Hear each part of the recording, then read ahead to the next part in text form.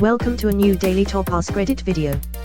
Today's topic: guys who married bridezillas, what happened after the wedding? Divorcosaurus X. Ross, is that you? 3 divorces. 3 divorces. Ross the divorce force. My buddy married a bridezilla. They are still together 10 years later. She posts on Instagram about their supposedly perfect marriage, but have been separated twice. I'm not sure how many of her friends know. He's an alcoholic now. I've often noticed how the real state of the relationship is inversely proportional to the projected state of the relationship on social media. I think this law needs a name. The Karamazov law. Divorce after 2 years. She moved her stuff out while I was at work. I cried, and then when I got remarried to someone new, I realized what real love was. Also, my ex shit herself on 5 separate occasions when she was blackout drunk because she was an alcoholic. So I don't miss that either. 5 separate occasions. You'd think they would learn after the first time, let alone 4. Fool me 4 times, shame on you. Cheated whole time, left for an alcoholic guy who had more money. One of my mom's cousins married a Bridezilla. They divorced after 3 months because he was beating her. Love is a powerful drug. I was under its influence all along. I saw all the warning signs, as I'm sure your mom's cousin did probably, but we look past them because love. My ex was physically abusive too. I never raised a hand at her. She attacked me several times physically. After I got away finally, it got back to me. She was telling mutual friends that I was abusive. When I asked her why she was telling people this, she replied, "You were showing signs that eventually you'd become abusive." This is after she abused me in every way a psychopath abuses, and I was supportive and patient of her dramatically abusive stunts. My brother's fiancé went off on my mom in front of me and my sister when he was 45 minutes late to the rehearsal due to his best man's car tire blowing out. Where is your asshole of a son? Dude should have never showed up for the wedding. Not only a bridezilla, but a total utter sociopath. Her life was completely fabricated, and her parents, who didn't show up for the wedding, called my mom to tell her the truth about it the day after. She had a rap sheet a mile long and a prison record. But my brother, who just wanted to believe that people can change, stuck it out for 7 years. Don't do that. Don't ever do that. Man, I almost had respect for her parents, but calling the day after. Sounds like they waited on purpose. She's your problem now.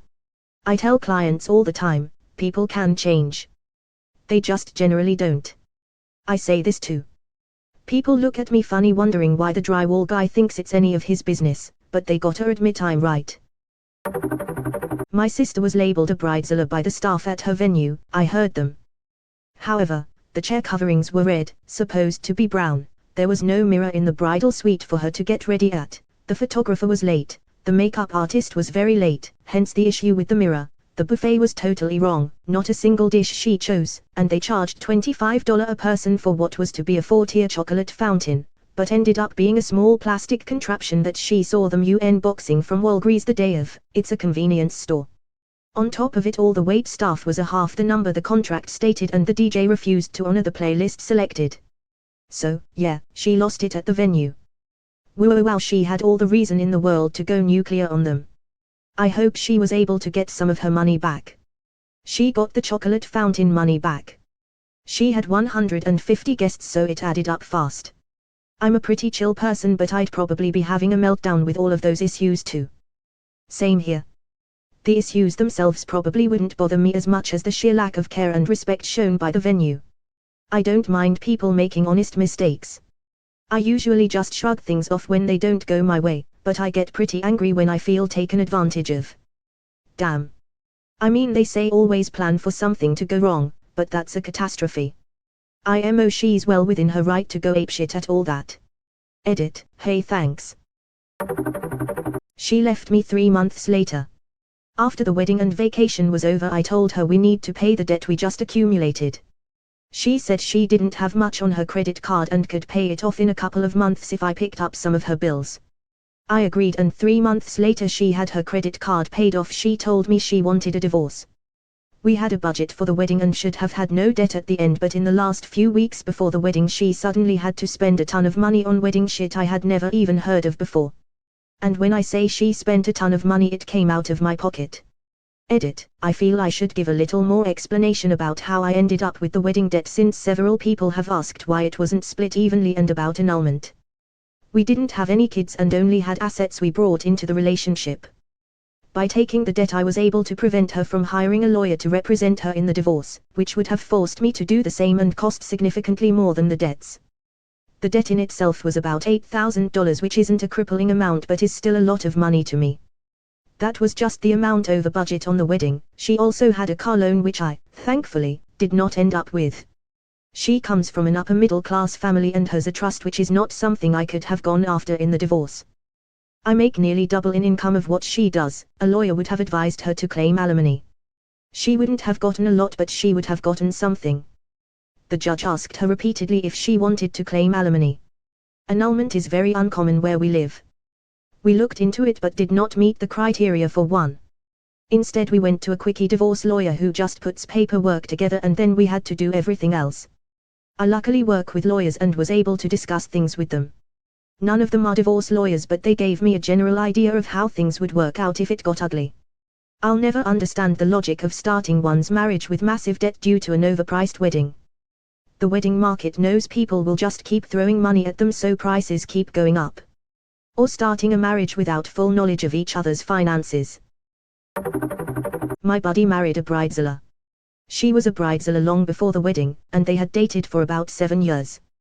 I have no idea how they are doing. I just kind of stopped talking to him a few years after she claimed I ruined his birthday by remaining sober. I had driven 5 hours to be at his birthday. I really don't understand why people get off debt if you don't want to get as drunk as they would like. Like the fuck do you care if I'm drunk or not? My biggest pet peeve is when people buy me shots at a bar. I love to drink, but I hate taking shots. I usually refuse if I can.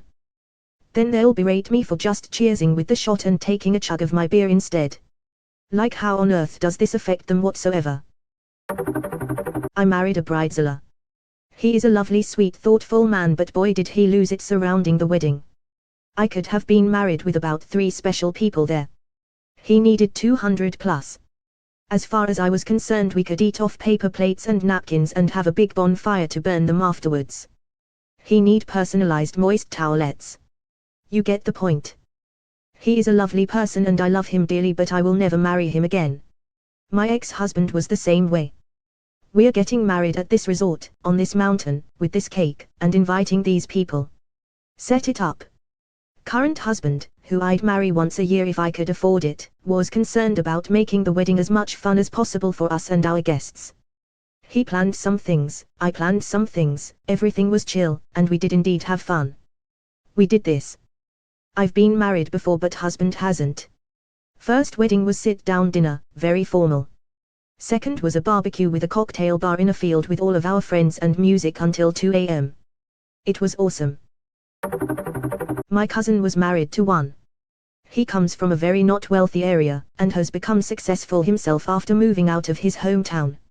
His wife was extremely wealthy, even could say excessively. They married after a year of knowing each other, and boy was it a surprise to hear about the wedding plans.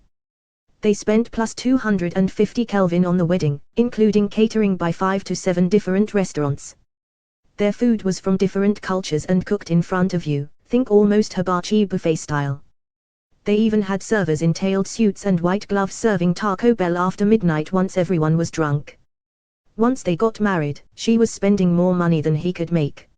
She was getting mad because he wasn't making enough, while she wasn't working and they hadn't had kids. They got divorced, and she gave him the ultimatum of getting his ring back or keeping the dog. He kept the dog. Her sister, a lawyer, helped her file a restraining order on him and they haven't spoken since. Fuck her, but man did he dodge a bullet. Edit, I forgot to say they finished the divorce papers exactly 1 year and 1 day after their wedding. Edit 2, I never expected my first award would be the famous wholesome. Cheers. At least he got the dog, wouldn't want the dog be with someone like that lady. Or could you imagine? When my ex's parents split, her mom got into drugs bad, went so far as to even try and poison her stepdad. He cops made the stepdad leave his own house, which he built by himself, until things were figured out. He had to rent an apartment that did allow pets, so the crazy mom got to keep the dog, which my ex had since she was little and he was a puppy. A week later, crazy mom put poor Cooper down, to make stepdad feel bad. Could you imagine? In the end stepdad got his house back, and all 3 of the kids moved in with them, disowning their mother, and none of the 3 knew their biological dads. Stepdad raised them on his own, as his own. I feel some bad for Cooper though, absolutely sickening. If stepdad was able to take him with him, I know he would have in a heartbeat.